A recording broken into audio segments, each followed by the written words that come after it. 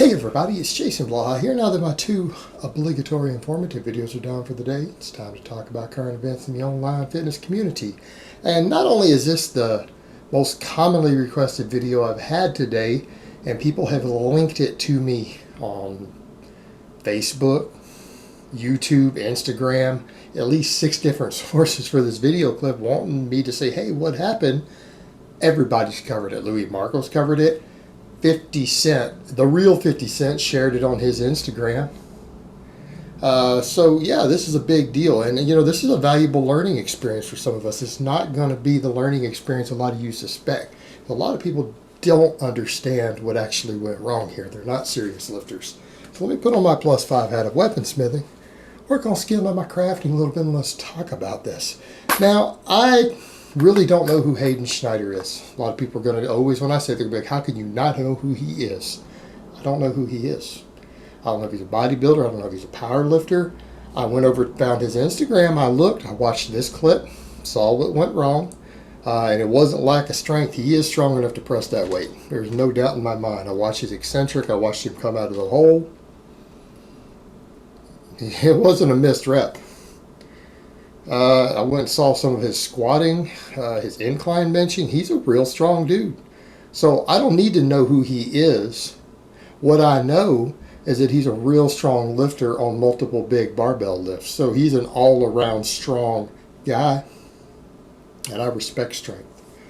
I mean, strength is what I love. That's what I'm into. So nothing but respect there. He's a strong dude. I don't care what he competes in. He's strong.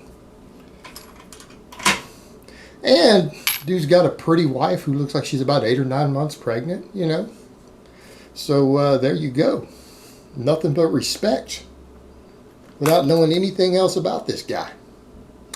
Now, what bothered me is that a lot of people, particularly I saw over on 50's wall, people who were chiming in, giving BS nonsense of what they think went wrong.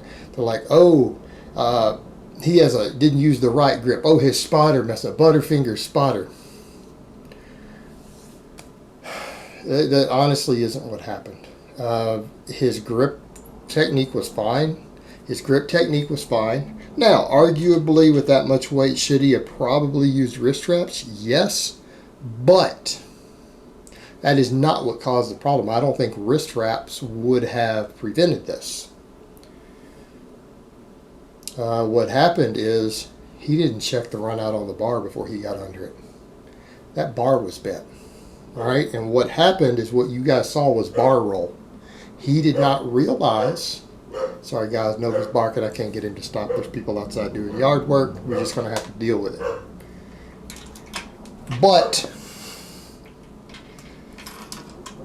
it was a bent bar. And for guys who are lifting lighter, they don't notice. You guys don't notice. When you're benching 135, even 200 pounds, you don't notice the bar roll. You don't notice it till you get under a fairly heavy weight in which the bar bends. Well, what happens when you have a bar that's already bent and it starts to bend the other direction because you grab it at the wrong angle when it's bent, and you go to bench it, the bar can roll. And it's an instantaneous roll. It's like a split second that bar will turn 30 degrees. And when that happens, in his case, if it rolls the wrong direction, dropped out of his hands. That was instantaneous. The spotter couldn't have stopped that because that was a free fall. That wasn't a failed lift where he's grinding and the spotter needs to pull 100 pounds of the weight, right? It wasn't a missed lift like that. The spotter, I don't care how strong of a spotter you are, you're not catching that on time. And if you're spotting someone who's a power lifter or a strong guy, you don't touch the bar. You do not put your hands on that bar until they need you to, because you'll mess up their rep, they'll mess up their training. They won't know how much they actually lifted. This whole 2 fingers all you bro is bro nonsense. It has no place for serious lifters at all, ever. So he didn't have time to grab that bar. Even in meet sometimes, if a bar does something like that and it slips out that fast, one spotter would never, ever, even a spotter who can deadlift 700 pounds is not going to stop that bar. All right, they're not. That's why you have side spotters, multiple side spotters. Like if that was at a meet, there would have been something like 5 spotters up to involved with that to help catch that. It kind of goes back to the problem we have in commercial gyms. You know, he used a crappy commercial bench instead of a power rack. And I hope he's not too injured. I understand he is at the hospital. Really hope the guy's not too injured. Particularly, I don't like to see a strong lifter get hurt, and particularly when he's got a baby about to be born. That's not what his family needs to be dealing with right now. So I am very sad to see that, but the case is, lesson learned. You need to be careful using one spotter when you're at a gym and you don't have safeties. If you can't find 3 spotters on a heavy lift, you need to go ahead and do your lift inside of a power rack. And that's probably a better choice anyways. If you guys recall my last home gym, I had those safety straps even inside my rack. And the straps are awesome. Safety straps rock. And I used them sometimes for benching even, if it was a weight that I was worried about. So the thing that's going on here, the problem is, number one, commercial gyms don't always invest in good bars. They have cheap bars. Number two, again, cheap benches with no safeties on them. Instead of getting more power racks and benches you can roll into power racks, they put those benches there. Again, racks. That's really where people should be benching. That's where you should be benching, unless you have multiple spotters. Once you're strong enough, you really need to be careful of that. Once you're real strong, as far as accidents like that go. And I'm not talking about getting pinned. You can actually, like I've showed you guys before, you can get unpinned as long as there's no one down at your feet. Pretty easy with a weight that's less than your 1 rep max. Totally doable. Even at 90% of your max, usually not a problem. You can get the bar on the floor, as long as it doesn't hit your throat. You drop it in the right place. But when they drop in, like what happened to him due to, say, the bar spinning, due to being a bent bar, that's a problem. The other thing is that these commercial gyms don't throw people out for doing rack pulls. And that's one of my pet peeves. And I would almost say to Haydn, Schneider, I don't know, man, you might have a lawsuit. There's a couple of people who have promoted and popularized the very activity that very probably bent your bar, that caused your injury. They've popularized dangerous activities. I don't know, maybe there should be some lawsuits. I'd be willing to bet a strap-on Destiny fan bent the bar that hurt you, brother. Because that dude promotes this nonsense. And, I mean, this isn't just me. I know coaches out there who said this. You go look on the wall. In fact, I saw Matt Griffiths say that the other day, that he would absolutely never allow anyone to do above the knee rack pull in any gym that he owned. With any equipment that he owned, it will not happen. And that they should be banned in gyms. And he's a very respected strength and conditioning coach, strongman, and power lifter. And he says that you have no business doing that on a piece of equipment that someone else owns. That he would never, ever, ever allow anyone to do it on anything that he owned, on a bar that he owned or a rack that he owned. And the thing is, the stuff doesn't even work. If you guys want proof, go look. There are a bunch of strap-on Destiny fans who are sucked up and tiny, who are trying to imitate him, doing these short range of motion rack pulls with 700, 800 pounds. And these guys barely look like they lift. And none of this, oh, Jason, you barely look like you. No, guys, I mean, like people with 50 pounds less muscle than me. All right, who really don't look like they lift, doing this stuff. And 700 pounds, 800 pounds on a rack pull is enough to destroy a bar. It's enough to cause, 1 rep with that is enough to cause the accident you saw in this video. Now you guys see why I hate on this stuff so much. It doesn't make these kids bigger. Right? There's to go look. There are tons of these kids imitating this stuff who are tiny and sucked up. I saw one of them doing it with over 500 pounds, who literally looks like he weighs about 120 and literally has arms smaller than my wrist. Like his biceps are smaller than my wrist, weighing about 120, doing these with 500 pounds for reps. Let that sink in. Let that sink in. And another guy who looked maybe 160 tops, looked like he had started lifting a few months ago, doing them with 800. They don't make you bigger.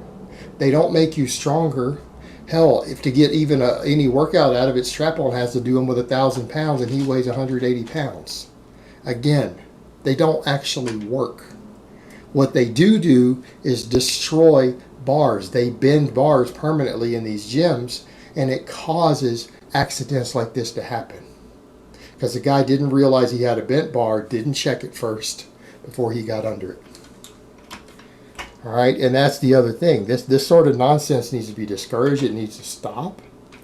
In fact, I pulled my support for Omar Isuf over this. When I found out that he endorsed above the knee rack pulls because and agreed with Alpha on them, I pulled my support of Omar. Omar used to be one of the channels I respected.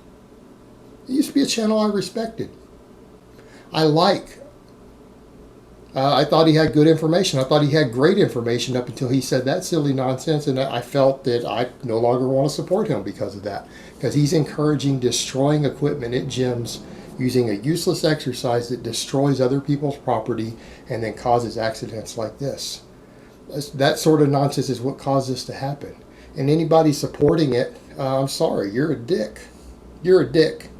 And anyone supporting it has no business giving advice. You're causing people to get hurt. You're causing people to get hurt.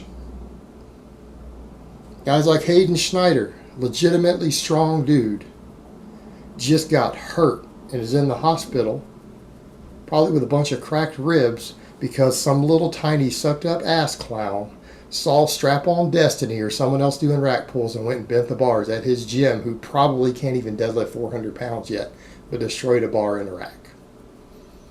All right? Those racks are there for safety. They're not there for you to rest 700-800 pounds on and pull it 2 inches. That's not what they're designed for. They're there to catch the bar during an accident. They're not there for you to intentionally drop heavy weights on purpose. That destroys it. That ruins the bars, and that can damage the actual rack. It's there as a fail-safe, and then it's accepted that that bar is junk. If you do that yourself with a cheap bar that you have in your garage, you don't use the bar again. You rack pull with it one time and you throw it away. You got to buy a new one next week. Unless you bought a really good bar. If you use the ones that are at commercial gyms, the bar is only good for 1 rep.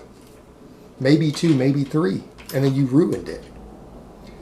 It's destructive to equipment, and it doesn't even make you bigger and stronger. It's less effective than a conventional deadlift. So that's why I harp on this stuff. This guy got hurt because of that sort of nonsense that destroys equipment in gyms. Now, granted, he's very clearly a very, very experienced lifter. He probably should have checked the run out on the bar. Rolled it, see if it was bent before he attempted that much on a bench. So that's the only thing that he did wrong. Only thing he did wrong. He was clearly strong enough to bench that. His grip was just fine. And again, I guess he felt confident because he knew that was a sub-maximal weight for him. He felt confident. And maybe didn't take that extra security precaution. That's it.